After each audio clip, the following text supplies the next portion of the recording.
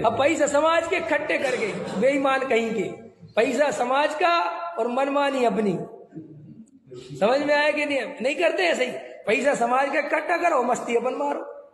इसका कितना बड़ा पाप लगता है आपको पता है?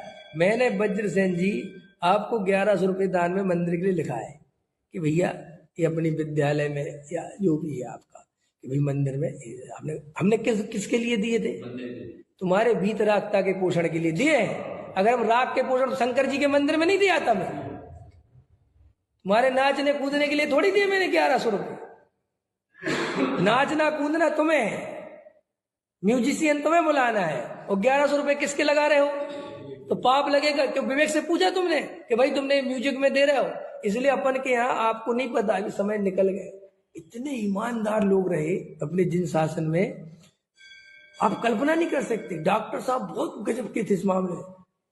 खाने बने थे जयपुर में, जाना कभी दान देने के, शास्त्र में देना है, पूजन में देना है, भोजन में देना है, समझ में आया? काय में देना है बताओ? साहब मुझे शास्त्र में देना है। तो दादा कहते थे इसकी पर्ची शास्त्र की कटेगी और इसकी भावना के अनुकूल इसका पैसा शास्त्र में ही जाना चाहिए, भोजन में तुम नहीं भेज सकते। अगर तुम भोजन में भेजोगे और उसने दिया है शास्त्र के लिए तो तुम्हें पाप लगेगा। इस धर्म की व्यवस्था सोच समझ के लेना।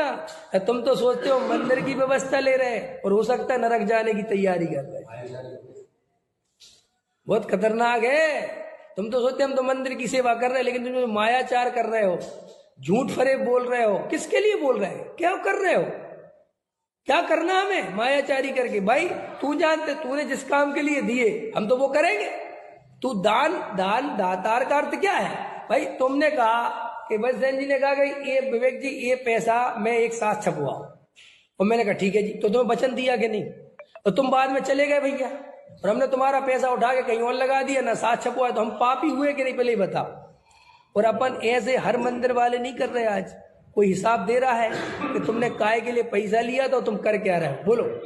हम जो मंदिर सजा रहे, हमने समाज से मीटिंग करी कि भाई हम आपके पैसे से ऐसा ऐसा करने जा रहे हैं, आप राजी हो क्या? आपको पता नहीं है ये लोक विरुद्ध कार्य कहलाता है, अन्याय नीति में जाएगा। और तुम बड़े खुद ही चिल्लाते हो अन्याय नीति बख्शवारे को संवेदनशील नहीं होगा। सबसे बड़ा अन्याय नीति यही है। हम 2 रुपए की चीज 3 रुपए में भेज देंगे, हमें उतना पाप नहीं लगेगा। समझ में? जितना पाप तुम्हें लगेगा धर्म कार्य करते हुए, तुम्हें यही नहीं पता। इसलिए बोले गो अन्य क्षेत्रे कृतम पापम धर्म क्षेत्रे विनश्यति, और धर्म क्षेत्रे कृतम पापम वज्रलेपो न भविष्यति।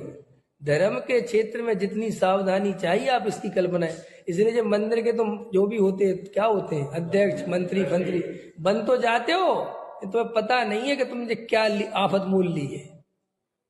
और तुम बेहोश तो हो, ये तो हम जानते हैं, क्योंकि जब बेहोश ही आदमी बनते, होश वाला तो बने ही नहीं। समझ में? जिसको होश आ जाए वो तो कहे दादा बिल्कुल नहीं चाहिए, चूल्हे में गया। क्यों? क्योंकि इतनी सोने कसाए है भैया व्यर्थ की।